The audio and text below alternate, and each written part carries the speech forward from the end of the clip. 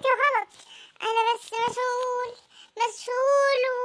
والشغل كله عليا والمدير بينزل عليا ومطلع عيني. لو تعرفي بس انا بتعب في الشغل قد ايه. لكن هعمل ايه؟ ما هو انا لازم اكافح عشان ده مستقبلي. ايوه كده طمنتني. انا كنت مستغربه واقول يا رب بيكلمني بصوت واطي ويقول المدير معايا اتاريك بتطبق شفتات يا حبيبي. الله يعينك، بس برضه خد بالك معايا شويه، اديني مساحه في حياتك. والله يا حبيبتي انا بحاول افهمه ان انا ليا مساحتي الشخصيه. المدير مش راضي يفهم، وانا كمان عشان مش لابس دبله فالموضوع مش رسمي، فمش عارف اتحجج ولا اقول له حاجه. لا ما هو انت كده كده هتظبط لانك هتروح تقابل بابا بكره وتتفق معاه عشان نلبس الدبل.